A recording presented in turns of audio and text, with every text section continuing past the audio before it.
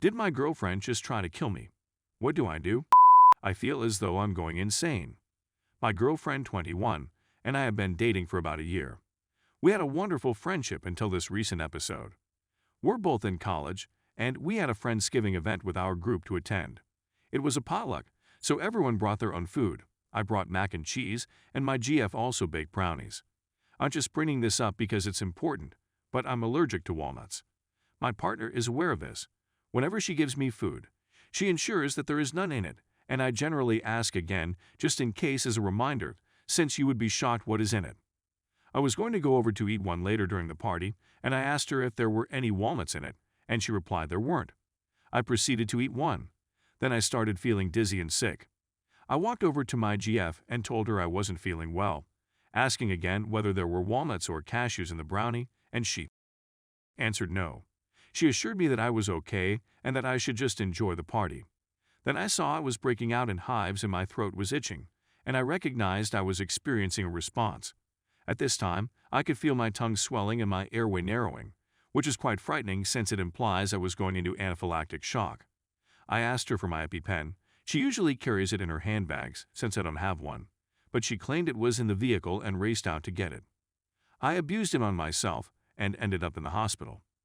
It was quite humiliating since I essentially ruined the party for everyone, but everyone was simply relieved that I survived. This is where the issue arises. Except for the apple cider and the brownie, I didn't eat anything at that celebration. When I confronted my GF about it again, she burst into tears, explaining she had put them in there since it was in the recipe, but had forgotten when I asked. She apparently recalled after I had to go to the hospital and was ashamed that it had taken her so long to remember and didn't want to tell me. She seemed to be deceiving me. She never buys or cooks with walnuts.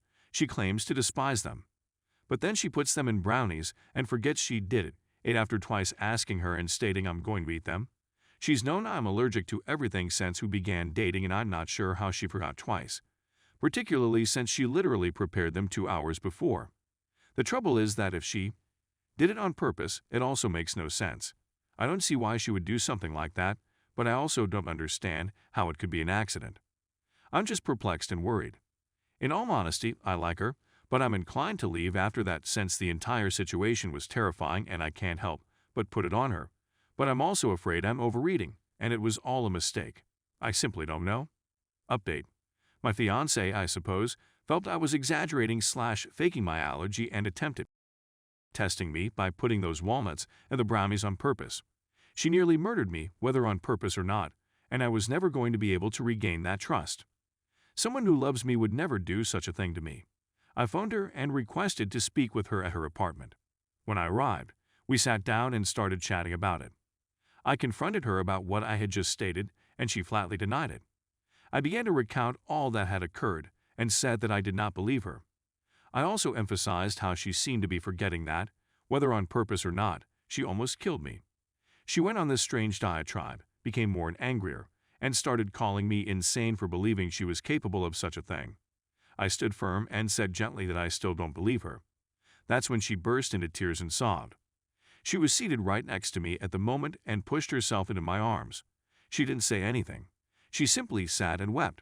I felt awful for her, so I let her. I told her I'd been thinking, and although I don't believe her, it almost doesn't matter since now I can never fully feel safe with her because she may forget anything that could potentially cost me my life. That's when she started attempting to initiate with me. Before stepping out of the room and driving home, I turned her down and informed her I was breaking up with her. I'd been in an emotionally abusive relationship previously, and she understood exactly what she was doing. She never said it, but the way she responded when she realized I wouldn't budge practically proved it for me. Still, I wish she'd stated it honestly for closure, since breaking up with her stinks. I know it's simple to look at this narrative and conclude that I'm better off, but I was genuinely happy dating her for over a year and now I'm entirely alone. I'm not sure why she did it or felt it was a good way to prove a point, but I suppose I'll just have to accept it. In any case, thank you to everyone for assisting me in not letting it slip and for really standing up for myself and not succumbing to the BS. The advice was very much appreciated. Do you have any advice for getting over a breakup? Story 2. Not sure what to do next about this connection anymore.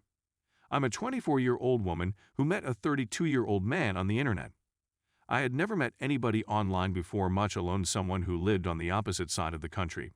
Yet we seemed to be pulled to one another, whether it was in a primal and emotional way or not. We would communicate frequently by text phone and FaceTime until we decided to meet in person with no expectations. We were so pleased with the results that we decided to become exclusive. For the next 2 weeks, I was going to be staying at his house. He admitted that it was a rushed decision and that he would like to do something more transparent. As soon as it seemed to be a bit backstabbing, I turned around and went, since I was thinking about a lot of talks we have later that night through the internet, which just makes it all psychologically. Following my visit to his city, I had some time to reflect on my experiences. I went sober because he was a strong drinker, and I couldn't understand why. I also felt that my life was mimicking his, so I decided to quit drinking. He also wrote a song on my sister's heroin addiction, which came off as though he couldn't care less about my or her life and just saw it as some creative. There were tears shed during our time together before I went, and it was an awful feeling to be leaving.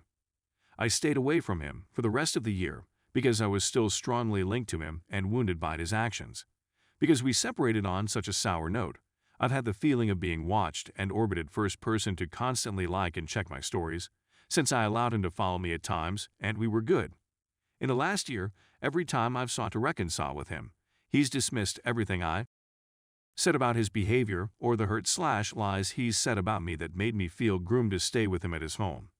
When I bring this up, he just states he did care, and I'm not sure whether this is because to my lack of knowledge of what it means to be respected by a man, which I do battle with, or if it is due to my tendency to be too sympathetic to addicts, which I also struggle with. I've accepted the reality that we'll never be in a relationship with one other. After that, I became interested in making friends. I'm concerned, though, about whether it's actually worthwhile to try to create a connection with someone who does not show a consistent interest in me. I'm basically available to him anytime he wants, and that is the extent of our relationship. I gave him permission to follow me on the internet once again. We did start every now and then, which made me feel a little silly about myself. The problem is that I want to meet him on his level, but I end up doing more damage than good in the process. He forced me to promise that I would not ghost him again, and he has said that he has kept my videos that I have sent him in the past, and that he watches them even when we are not talking. I'm guessing I'm searching for advice on whether I should pretend not to give a while really giving no, or if I should absolutely exclude this person from my life altogether. I'd also want to know whether the behavior is psychotic, since I'm under the impression that I've been heavily affected in recent years. The fact that I become too caught up in my ego while enjoying bits and pieces of him suggests that it is all an addiction in and of itself, due to the contrast between your ideal of what you want someone to be and the reality of who they actually are. I am certain that I am having hallucinations. I'm just looking for some feedback on whether ignoring this someone after constantly promised them I wouldn't is poor form, or if my ego is just too concerned with what he thinks of me. But I actually care about him and am worried about him a great deal. And maybe I shouldn't dive into someone who isn't even conscious of or sincere in their feelings. Alcoholism. Although I try to be available, even if it's just via text asking how he's doing, the situation constantly worsens, and we both feel horrible because we are unable to be there for each other in the ways that we would want to be able to. It's a complete mess.